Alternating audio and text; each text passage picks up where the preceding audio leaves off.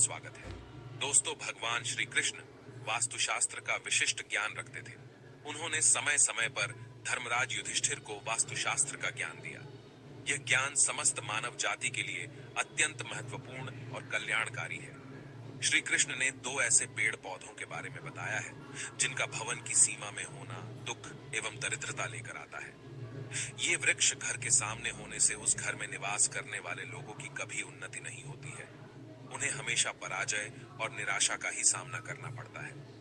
दोस्तों, वास्तुशास्त्र के अनुसार वृक्ष तथा पौधे हमारे भवन की सुंदरता को बढ़ाते अवश्य है, साथ ही ये वातावरण को शुद्ध रखते हैं। वृक्षों से सकारात्मक ऊर्जा का संचार होता है, जो हमारे जीवन के लिए अत्यंत आवश्यक होती है। वृक्ष नकारात्मकता को कम करके वातावरण को अधिक सकारात्मक बनाने का कार्य करते हैं। घर के सामने शुभ पेड़ पौधे लगाने से घर में बरकत आती है। साथ ही ये पेड़ पौधे कई प्रकार के वास्तु दोषों को नष्ट करते हैं। घर के आंगन में खड़े वृक्ष देवताओं के समान हमारे घर की रक्षा करते हैं। इसीलिए हमारे पुराणों और शास्त्रों में भवन की सीमा में कुछ शुभ वृक्षों का रोपण करने की सलाह दी गई है। आज हम जानेंगे हमारे घर की सीमा में कौन से वृक्ष तथा पौधे होने चाहिए और कौन से वृक्ष नहीं होने चाहिए। जैसे कुछ वृक्षों को शास्त्रों में शुभ बताया गया है, उसी प्रकार से वास्तुशास्त्र में अशुभ वृक्षों तथा पौधों का वर्णन मिलता है। इन वृक्षों का घर की सीमा में होना अशुभ और अमंगलकारी होता है। ये वृक्ष घर के सामने होने से दुख तथा दरिद्रता का ही सामना करना पड़ता है। इन वृक्षों के सानिध्य में रहने पर धन का नाश होता है, शत्रुओं में वृद्धि होती है, मनुष्य अपना मान सम्मान तक खो देता है। इसीलिए यदि आपने भी जाने अनजाने में अपने घर के आंगन में अथवा घर के अंदर ऐसे वृक्ष तथा पौधे लगाए हैं, तो बिना देरी किए उन्हें तुरंत हटा देना चाहिए। तो चलिए जान लेते हैं मनुष्य को कौन से पेड़ लगाने चाहिए और कौन से नहीं। सबसे पहला है पीपल का पेड़। किसी जलाशय के समीप पीपल का वृक्ष लगाने वाले मनुष्य को जो फल मिलता है वह सैकड़ों यज्ञों के समान होता है। जब पीपल के पत्ते उस जलाशय में गिरते हैं तो वे पिंड के समान होकर पितरों को तृप्ति प्रदान करते हैं। इससे सभी प्रकार के पितृ दोष समाप्त हो जाते हैं। श्री कृष्ण कहते हैं, जो मनुष्य नित्य स्नान करके पीपल को स्पर्श करता है वह सभी पापों से मुक्त होता है और कभी पराजित नहीं होता है। पीपल को स्पर्श करने से लक्ष्मी की प्राप्ति होती है और उसकी प्रदक्षिणा करने से आयु में वृद्धि होती है। पीपल की जड़ में श्री विष्णु, तने में शिव जी और अग्रभाग में ब्रह्मा जी स्थित रहते हैं। सोमवती अमावस्या के दिन पीपल को प्रणाम करने से जो फल मिलता है वह 1000 गाय के दान के बराबर होता है। इस संसार में पीपल के समान कोई वृक्ष नहीं है। साक्षात श्री हरि इस वृक्ष के रूप में पृथ्वी पर विराजमान है। पीपल के वृक्ष को चोट पहुंचाना अथवा उसकी टहनी तोड़ना महापाप माना गया है। ऐसा मनुष्य एक कल्प तक नरक में रहता है और जो पीपल को जड़ से काटता है उसका कभी नरक से उद्धार नहीं होता है। दूसरा है आंवले का वृक्ष। श्री कृष्ण कहते हैं, आंवले का फल समस्त लोगों में प्रसिद्ध और परम पवित्र है।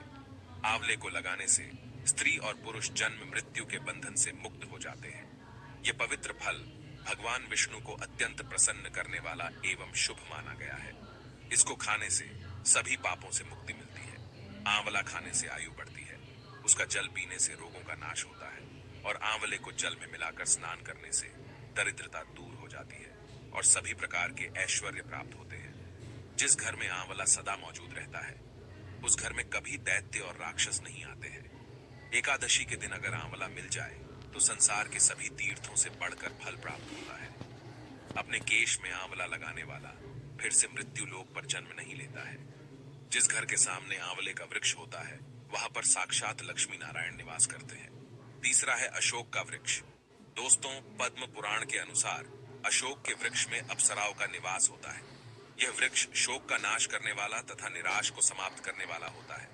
इस वृक्ष को घर के पास लगाने से घर में सुख शांति बनी रहती है। अशोक का वृक्ष शीतलता और यौवन प्रदान करने वाला होता है।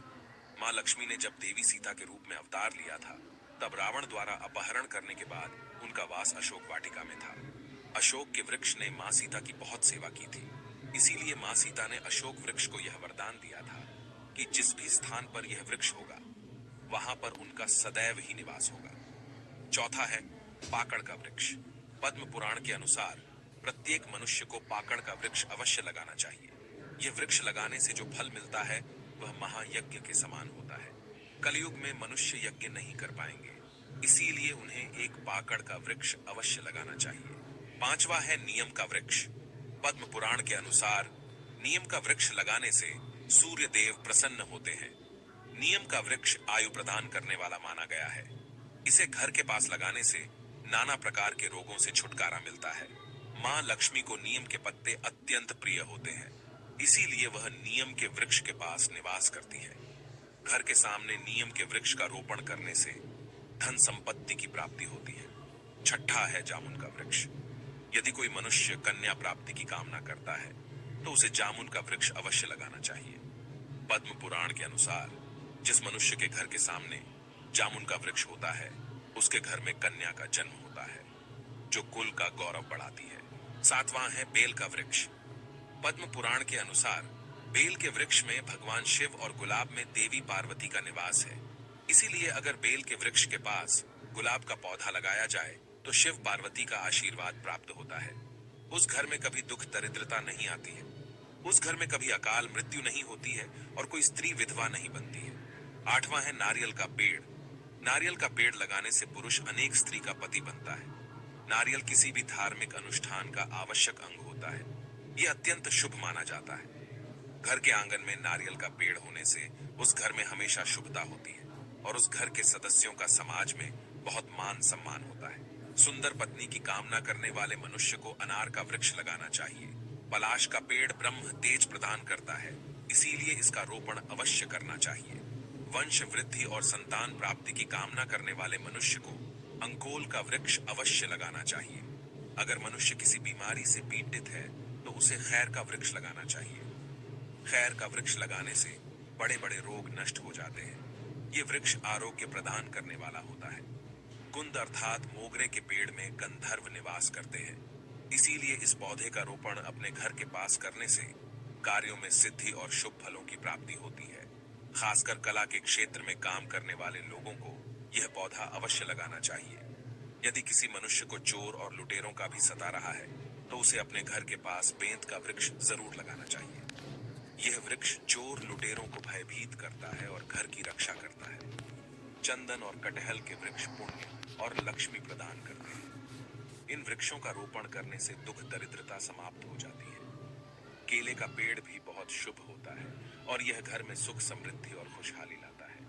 केले के पेड़ में भगवान विष्णु का वास होता है, इसलिए घर में केले का पेड़ होने से घर में धन की कमी नहीं होती है।